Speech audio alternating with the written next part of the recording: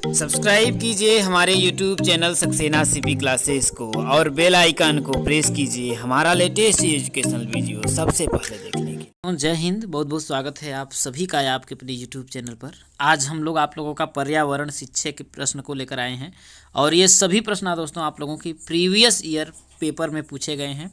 कुल मिला करके आपके 30 प्रश्न आपको यहाँ से देखने के मिलेंगे और आप सभी से रिक्वेस्ट है कि बिना देखे आप नहीं जाइएगा, क्योंकि ये जितने भी प्रश्न हैं आपके, समझ लीजिए एक पेपर ही है, उसको हम सॉल्व करा रहे हैं आपके सामने। और आपका कितना स्कोर हुआ, अपना स्कोर भी हमारे साथ आप सभी शेयर करिएगा। तो 15 से 20 मिनट में हम आपके पूरे पेपर को सॉल्व करवा देंगे दोस्तों। तो जैसा कि आपके सामने पहला जो क्वेश्चन है, देखिए मैं पहले प्रश्न को आप लोग लेता हूँ, ठीक है। क्वेश्चन आपके सामने देखिए कि इनमें से कौन वर्तमान राष्ट्रीय महिला आयोग की अध्यक्षा हैं। मतलब वो पूछ रहा है कि प्रेजेंट में दोस्तों, ठीक है। तो रेखा शर्मा है, कौन है दोस्तों? रेखा शर्मा है, जो आप लोगों की कहाँ की रहने वाली है? हरियाणा की रहने वाली है, ठीक है दोस्तों। तो ये आप लोगों के लिए बहुत ज़्यादा इंपॉर्टेंट नहीं है दोस्तों, ठीक है, क्योंकि ये बदलता रहता है दोस्तों क्वेश्चन, ठीक है।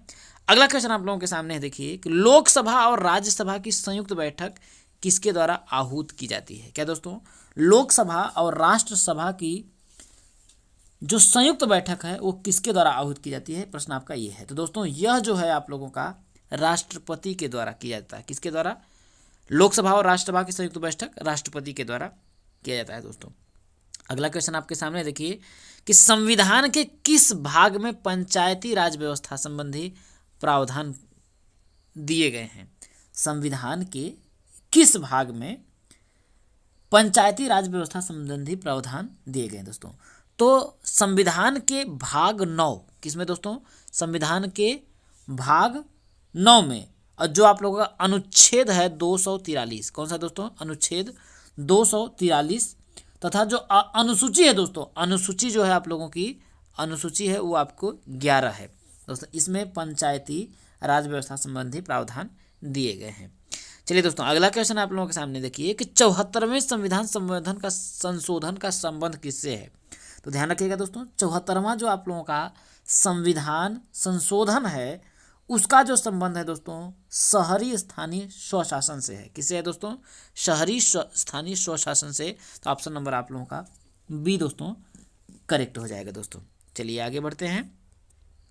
अगला क्वेश्चन दोस्तों आप लोगों का है कि किस गैस के वर्षा के पानी में घुलने से वर्षा का पानी अम्लीय हो जाता है? किस गैस के, कौन सी गैस है जो वर्षा के पानी में घुलने से वर्षा का जो पानी है दोस्तों वो आप लोगों का अम्लीय हो जाता है? तो वो कौन सी गैस है दोस्तों? सल्फर डाई ऑक्साइड है। कौन सी दोस्तों? सल्फर डाई ऑक्साइड है, जिसको हम लोग बोलते हैं SO2। क्या बोलते हैं? SO2 दोस्तों। चलिए आगे बढ़ते हैं। अगला क्वेश्चन आप लोगों के सामने देखिए कि भारतीय संविधान में विधि का शासन विचार कहाँ से लिया गया है? क्या दोस्तों? कि भारत का जो संविधान है उसमें विधि का जो शासन विचार है वो दोस्तों आप लोगों का कहाँ से लिया गया है, इसमें आपसे पूछ रहा है दोस्तों। तो ये जो आप लोगों का दिया गया है दोस्तों इंग्लैंड से लिया गया है। कहाँ से दोस्तों? ध्यान रखिएगा, विधि का जो शासन है दोस्तों वो आप लोगों का इंग्लैंड से लिया गया है दोस्तों। आगे बढ़ते हैं। अगला क्वेश्चन आप लोगों के सामने देखिए कि लोकसभा के चुनाव हेतु सूचना कौन जारी करता है? ये पूछ रहा है कि लोकसभा के चुनाव हेतु सूचना कौन जारी करता है? तो लोकसभा के चुनाव के लिए कौन करता है दोस्तों? भारत का निर्वाचन आयोग। तो ऑप्शन नंबर क्या हो जाएगा दोस्तों? ए आप लोगों का राइट आंसर हो गया। और अगर हमसे पूछे दोस्तों निर्वाचन आयोग की स्थापना कब हुई दोस्तों? तो 25 जनवरी 1950 को। कब दोस्तों? 25 जनवरी 1950 को। ये आप लोग ध्यान रखिएगा दोस्तों। चलिए आगे बढ़ते हैं। अगला क्वेश्चन है दोस्तों कि लोकसभा की कार्यवाही के प्रथम घंटे को कहा जाता है? तो दोस्तों लोकसभा की कार्यवाही के जो प्रथम घंटा होता है इसे दोस्तों प्रश्नकाल कहते हैं। क्या कहते हैं दोस्तों? उसको प्रश्नकाल है दोस्तों। और ये जो आप लोगों को दोस्तों यह जो होता है प्रश्नकाल जो होता है, इसमें आपके जो सदस्य होते हैं दोस्तों वो प्रश्न पूछते हैं और जो मंत्री होते हैं दोस्तों उसमें क्या करते हैं? उसके उत्तर देते हैं दोस्तों, ठीक है। चलिए आगे बढ़ते हैं। वर्षा जल संग्रहण क्या है दोस्तों? प्रयुक्त जल का संग्रह और भंडारण, वर्षा जल का जमाव और भंडारण, पानी का वितरण, उपयुक्त में से कोई नहीं। तो इसका जो आप लोगों का दोस्तों वर्षा का जो जल है दोस्तों वो जमाव और भंडारण हो जाएगा। तो राइट आंसर आप लोगों का दोस्तों बी हो जाएगा। क्या हो जाएगा दोस्तों आपका बी जो है करेक्ट आंसर हो जाएगा। अगले क्वेश्चन की ओर बढ़ते हैं। अगला क्वेश्चन है दोस्तों कि भारतीय गैंडे कहाँ संरक्षित हैं। जो भारत के जो गैंडे हैं दोस्तों उनको कहाँ पर संरक्षित किया गया है दोस्तों। तो आप लोगों का कहाँ पर है दोस्तों असम में है। ठीक है असम है। तो असम में जो आप लोगों का उद्यान कौन सा दोस्तों काजीरंगा। काजीरंगा तो आप लोगों का कौन सा हो जाएगा ऑप्शन नंबर जो दोस्तों आपका बी करेक्ट हो जाएगा दोस्तों। और यह जो ध्यान रखिएगा दोस्तों काजीरंगा जो नेशनल उद्यान है दोस्तों असम में, यह जो दोस्तों सींग वाले गैंडे जो होते हैं उसके लिए दोस्तों ये प्रसिद्ध है, ध्यान रखिएगा। चलिए दोस्तों आगे बढ़ते हैं। अगला क्वेश्चन आप लोगों का है दोस्तों कि निम्न में से कौन सा क्रम पारिस्थितिकी तंत्र के ऊर्जा प्रवाह के संबंध में सही है। कह रहा है कि निम्न में से कौन सा जो क्रम है पारिस्थितिकी तंत्र में ऊर्जा प्रवाह के संबंध में सही है। उत्पादक, अपघटक, उपभोक्ता, अपघटक, उपभोक्ता, उत्पादक। तो इसका जो दोस्तों राइट आंसर सी हो जाएगा उत्पादक, उपभोक्ता, इसके बाद अपघटक। ठीक है दोस्तों चलिए आगे बढ़ते हैं। वीडियो अच्छा लग रहा होगा दोस्तों तो वीडियो को लाइक और दोस्तों के साथ शेयर जरूर करिएगा। ऐसे ही आप लोगों के शेयर करने से और लाइक करने से दोस्तों हमें एक मोटिवेशन मिलती है कि हम ज़्यादा से ज़्यादा आप लोगों के लिए वीडियो बना सके दोस्तों। अगला है आपको देखिए कि कौन सी ग्रीन हाउस गैस वातावरण में सबसे अधिक मात्रा में उपस्थित रहती है। कौन सी ग्रीन हाउस गैस जो है आप लोगों का वातावरण में दोस्तों सबसे ज़्यादा आप लोगों का रहता है दोस्तों। तो कौन सी है दोस्तों कार्बन डाइऑक्साइड। क्या है दोस्तों आप लोगों की जो कार्बन डाइऑक्साइड है दोस्तों वातावरण में सबसे अधिक मात्रा में दोस्तों उपस्थित रहती है दोस्तों। ठीक है और आगे बढ़ते हैं दोस्तों। अगला क्वेश्चन है दोस्तों कि किस वर्णक की उपस्थिति के कारण पौधे हरे होते हैं दोस्तों।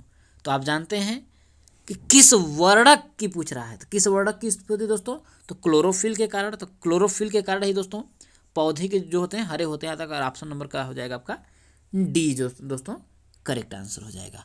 ठीक है दोस्तों अगला क्वेश्चन है दोस्तों आपके सामने देखिए कि मानवीय गतिविधियां जो पृथ्वी पर जलवायु परिवर्तन के लिए जिम्मेदार है। क्या कह रहा है कि मानवीय गतिविधियां जो पृथ्वी पर जलवायु परिवर्तन के लिए जिम्मेदार हैं। क्या है वनों को जलाना, कृषि क्रियाकलाप, एरोसोल कैन का उपयोग, उपर्युक्त सभी दोस्तों। तो इसमें से आप लोगों का क्या हो जाएगा दोस्तों इनमें से लगभग सभी है दोस्तों वनों का जलाना, कृषि क्रियाकलाप। तो आप लोगों का जो राइट आंसर हो जाएगा डी हो जाएगा दोस्तों उपर्युक्त सभी पर चला जाएगा दोस्तों। ठीक है अगला क्वेश्चन आप लोगों के सामने देखिए कि यूफॉर्बिएसी फैमिली की कौन सी फसल बायोडीजल उत्पन्न करने के लिए की जाती है। यूफॉर्बिएसी फैमिली की कौन सी जो फसल है दोस्तों बायोडीजल उत्पन्न किया जाता है दोस्तों। तो जेट्रोफा है दोस्तों। ये क्या है आपका देखिए जेट्रोफा है दोस्तों यूफॉर्बिएसी फैमिली की एक फसल है जिससे दोस्तों आप लोगों का बायोडीजल क्या किया जाता है उत्पन्न किया जाता है दोस्तों। ठीक है और यह जो पादप से जो प्राप्त होने वाले बीजों से दोस्तों 25 से आप लोगों का 30% कितना दोस्तों 25 से आपका 30 जो % है तेल दोस्तों निकाला जा सकता है। इसलिए ध्यान रखिएगा दोस्तों। ठीक है चलिए दोस्तों आगे बढ़ते हैं दोस्तों। अगर हाँ एक चीज़ और आप लोग ध्यान रखिएगा जैसे अगर आपसे पूछ लिया जाए दोस्तों कि पहला बायोडीजल जो संयंत्र है दोस्तों वो कहाँ पर लगाया गया दोस्तों। तो वो कांकीनाड़ा में लगाया गया है। कहाँ पर लगाया गया देखिए कांकीनाड़ा में लगाया गया है जो आप लोगों का आंध्र प्रदेश में है। कहाँ पर है दोस्तों आंध्र प्रदेश में है। चलिए आगे बढ़ते हैं। अगला क्वेश्चन आप लोगों के सामने है देखिए जड़ी बूटियों की रानी भारत की सबसे पवित्र जड़ी बूटी है। इस औषधीय पौधे का हिंदू धर्म में महत्व है। इसका वनस्पति नाम ओसिटम सैस्टम है। इसको सामान्यतः किस नाम से माना जाता है। तो आप सभी लोग जानते हैं इसको दोस्तों कि किसको बोलते हैं दोस्तों लड़कियां इसका पूजा भी करती हैं। आप जानते हैं तुलसी क्या है दोस्तों आप लोगों का तुलसी है दोस्तों। ठीक है तो आप जानते हैं कि ये हिंदू धर्म में बहुत ही दोस्तों क्या है पवित्र है। और इसका जो वनस्पतिक नाम है दोस्तों ओसिटम सैक्टस है। हो सकता है अगली बार आपसे पूछ लिया जाए कि ओसिमम सैक्टम का जो है सामान्य नाम आप लोगों को बताना है। ठीक है तो पूछ सकता है। अगला क्वेश्चन है आप लोगों को दोस्तों कि पीने के लिए सुरक्षित पानी को क्या कहते हैं। तो पीने के लिए जो सुरक्षित पानी होता है दोस्तों उसको क्या बोलते हैं, पीने योग्य पानी। भाई वही तो है, पीने योग्य पानी आपका राइट आंसर हो जाएगा। अगला क्वेश्चन है आप लोगों के दोस्तों कि वर्ष 1984 की भोपाल गैस त्रासदी निम्न में से किस गैस की रिसाव के कारण हुई थी दोस्तों। मतलब 1984 में भोपाल गैस जो त्रासदी हुई थी दोस्तों, इसमें से कौन सी गैस का रिसाव हुआ था दोस्तों, जिसके कारण बहुत से लोगों को दोस्तों क्या हुआ, भोपाल गैस त्रासदी हुई तो आपका मिथाइल आइसोसाइनेट थी। कौन सी दोस्तों, मिथाइल आइसोसाइनेट थी दोस्तों। और यह कब हुआ था दोस्तों, 1984 में हुआ था। ध्यान रखिएगा कब, 1984 में, मतलब कि आपका 1984 में हुई थी दोस्तों। ठीक है। अब देखिए मिथाइल आइसोसाइनेट का अगर हम सूत्र पूछें, देखिए CH3NCO होता है दोस्तों, CH3NCO होता है दोस्तों। ठीक है। और यह बहुत ही हानिकारक गैस है और इस रिसाव में दोस्तों लगभग आपके 2500 लोगों की मृत्यु हुई थी। कितने दोस्तों, 2500 व्यक्ति मर गए थे और लगभग मान लीजिए अब बहुत से दोस्तों बुरी तरह प्रभावित हुए थे दोस्तों।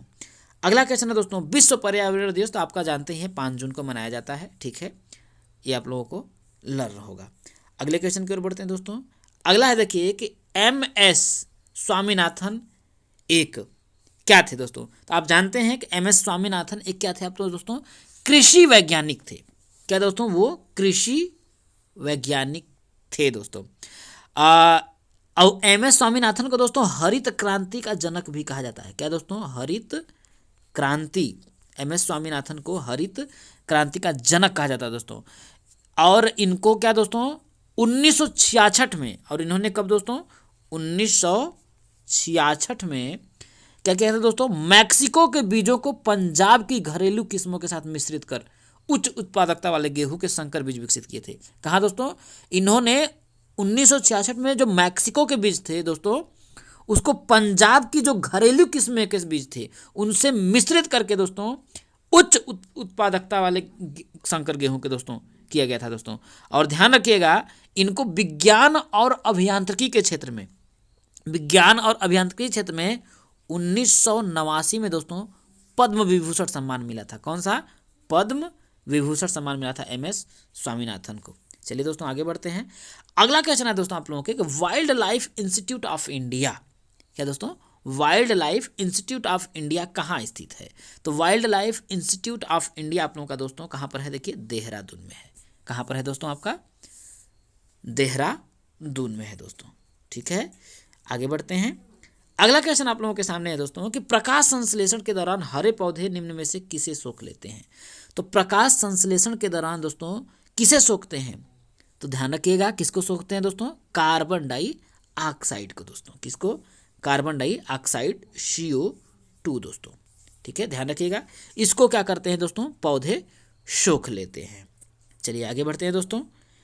अगला है दोस्तों आपका देखिए कि अपशिष्ट उत्पादों को खाने वाले जीवों को कहा जाता है दोस्तों। तो अपशिष्ट पदार्थ खाने वाले जो जीव होते हैं दोस्तों उनको मृतक भक्षी कहा जाता है। क्या कहा जाता है दोस्तों, मृतक भक्षी कहा जाता है दोस्तों। ठीक है, और ये जो जीव होते हैं दोस्तों विषम, किस टाइप के दोस्तों, विषम पोषी, विषम पोषी, ध्यान रखिएगा प्रकृति के होते हैं। चलिए आगे बढ़ते हैं। अगला क्वेश्चन है दोस्तों आपका कि तप्त भौम जल से किस प्रकार की ऊर्जा प्राप्त होती है। क्या दोस्तों, तप्त जो भौम जल होता है उससे किस प्रकार की ऊर्जा प्राप्त होती है, जल विद्युत ऊर्जा, सौर ऊर्जा, भूतापीय ऊर्जा, नाभिकीय ऊर्जा। तो ध्यान रखिएगा दोस्तों तप्त भौम जल से दोस्तों भूतापीय, किससे, कौन सी ऊर्जा दोस्तों, भूतापीय ऊर्जा प्राप्त होती है दोस्तों। ठीक है, ध्यान रखिएगा। चलिए दोस्तों अगले क्वेश्चन की ओर बढ़ते हैं। अगला क्वेश्चन है दोस्तों 16 घास स्थल कहाँ पाए जाते हैं दोस्तों। पूछ रहा है कि 16 जो घास स्थल है वो कहाँ पर पाए जाते हैं दोस्तों। तो ये दोस्तों पश्चिमी घाट में पाए जाते हैं। 16 घास स्थल जो होते हैं आपके पश्चिमी घाट में पाए जाते हैं दोस्तों। ठीक है, और ध्यान रखिएगा 16 घास के जो स्थल होते हैं, स्थल जो वनों को दोस्तों उष्ण कटिबंधीय, क्या दोस्तों, उष्ण कटिबंधीय मोंटेन जंगली के रूप में भी इसको दोस्तों जाना जाता है दोस्तों, ठीक है। और यह जो घास होता है दोस्तों, इस तरीके जो घास का जो मैदान होता है उच्च ऊंचाई वाले क्षेत्रों में यह पाया जाता है, ठीक है। तो 16 घास मैदान पश्चिमी दोस्तों। अगला क्वेश्चन है दोस्तों कि मीना माता रोग ऐसी मछली खाने से होता है जिसमें अधिक मात्रा में पाया जाता है दोस्तों। तो मीना माता जो रोग होता है दोस्तों, वो जिस मछली में पारा जो होता है दोस्तों, अधिक मात्रा में पारा होता है, उस मछली को खाने से मीना माता रोग दोस्तों होता है। ध्यान रखिएगा दोस्तों, ये आप लोगों के लिए बहुत ही ज़्यादा इम्पॉर्टेंट है दोस्तों, इस बात को आप लोग ध्यान रखिएगा, ठीक है।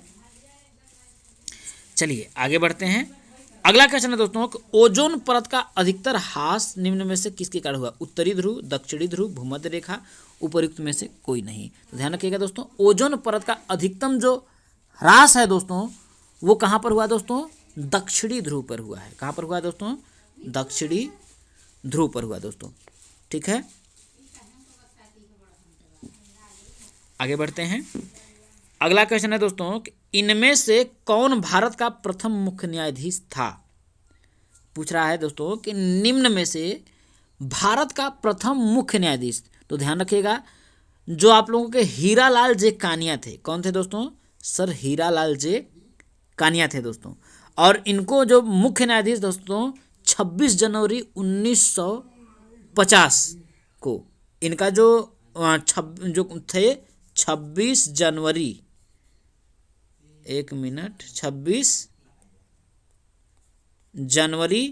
1950 दोस्तों, ठीक है, से 6 नवंबर 1951 तक थे दोस्तों। ध्यान रखिएगा, ये जो दोस्तों न्यायाधीश के पद पर 26 जनवरी 1950 से 6 नवंबर 1951 तक थे दोस्तों। अगला क्वेश्चन और आज की वीडियो का लास्ट क्वेश्चन दोस्तों, रेड डाटा बुक किससे संबंधित है दोस्तों? नदियों से, घटना भूगर्भ जल स्तर से, विलुप्त के करीब जीव, वायु प्रदूषण। तो ध्यान रखिएगा दोस्तों, रेड जो डाटा बुक है दोस्तों, खतरा, रेड का मतलब खतरा होता है, तो विलुप्ति के करीब जीव से संबंधित है दोस्तों। किससे? विलुप्ति के करीब जीव से संबंधित है दोस्तों। तो उम्मीद है आप लोगों को वीडियो पसंद आई होगी। आप सभी ने अगर वीडियो को अच्छा लगा होगा तो इसे लाइक जरूर करिएगा, क्योंकि इससे दोस्तों आप सभी के द्वारा लाइक से दोस्तों मोटिवेशन मिलता है। और टेलीग्राम चैनल को नहीं ज्वाइन किया है दोस्तों, उसे ज़रूर ज्वाइन कर लीजिएगा। चलिए दोस्तों, आज के लिए इतना ही। तब तक के लिए दोस्तों जय हिंद।